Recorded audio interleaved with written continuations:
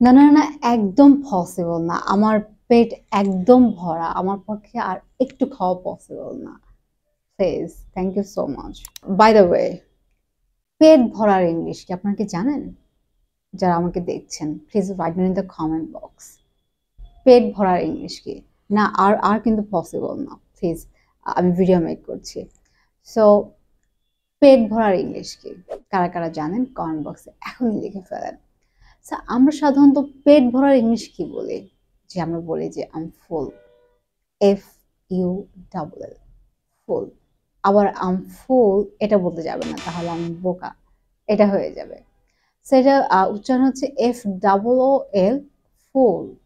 আর যেটা পেট ভরা, F U double L, ফুল। ফুল, কোনো টান নেই এটাতে।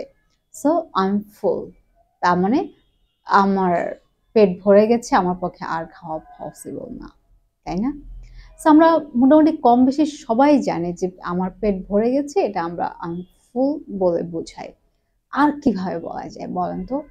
আপনি কি আর কোনো ওয়ে জানেন যে আর কিভাবে আমরা এটা এক্সপ্রেস করতে পারি যে আমার পেট অনেক ভরে গেছে, আমার পক্ষে আর খাওয়া পসিবল না, সো আমার পেট ভরা। এটার এটার ইংলিশ আর কি হতে পারে, আমরা আর কিভাবে বলি? Write down the comment box. Well, আমরা বলতে পারি যে I am stuffed. I am stuffed, S T U double F E D, stuffed. So I am full এটা না বলে আপনি বলবেন যে I am stuffed. I am stuffed বলে আপনি বোঝাচ্ছেন আমার পেট ভরে গিয়েছে। ফর এক্সাম্পল, আপনাকে কেউ বলছে যে খাওয়ার জন্য। সো তখন আপনি যদি আপনার যদি পেট ভরা থাকে, তখন আপনি আসলে কিভাবে বলবেন? সো আপনি বলবেন যে আই হ্যাড, ফর এক্সাম্পল আপনি লাঞ্চের জন্য অনেক বেশি খেয়েছেন, তো সেক্ষেত্রে আপনি কিভাবে বলবেন? সো আপনি বলবেন যে I had too much for lunch, now I am stuffed. Now I am stuffed. অথবা অনেক সময় এমন হয় না যে আপনি কারো বাসায় দাওয়াতে বা বেড়াতে গিয়েছেন, সো আপনাকে খাবার আপনি খাচ্ছেন, তারপরে আবার খাবার বেড়ে দিচ্ছে, সে আপনাকে সার্ভ করছে যে আরেকটু নাও, আরেকটু নাও। এমন হয় না? আমার মনে হয় সবার সাথেই হয় যখন আমরা কারো বাসায় বেড়াতে যাই। সো তখন আমরা আসলে বাংলায় কি বলি? না, না, না, না, না, না, না, না, আর খাওয়া পসিবল না।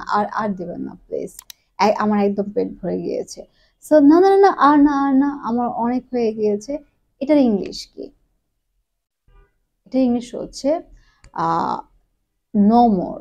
No more for me please, অথবা no more for me thanks. অনেক সময় থ্যাংক ইউ দিয়ে দেই যে no more for me thanks.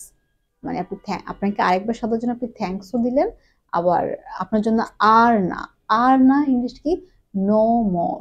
No more for me thanks. Alright? Okay. So এখানে অনেকে দুভাবে বলে, কেউ বলছে no more for me please. আরেকটা হচ্ছে যে আপনি নো মোর ফর মি বললেন, আর না বললেন, আবার আরেকবার সাদার জন্য থ্যাংক ইউ দিলেন। So no more for me thanks. So আমরা এভাবে বলি। তারপর আমরা কি বলি? No more for me thanks, I am stuffed. আপনাকে এরপর বলতে হবে আমার একদম পেট ভরে গিয়েছে, আমার পক্ষে আর একটুও খাওয়া পসিবল না। So no more for me thanks, I am stuffed.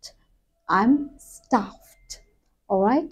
So I am stuffed বলে আমরা বুঝাই যে আমার পেট একদম ভরে গিয়েছে। So use it in your daily conversation. সবসময় আই এম ফুল না বলে বলবেন যে আই এম স্টাফড। আমার পেট ভরে গিয়েছে, অনেক খেয়েছি আজকে, আই এম স্টাফড।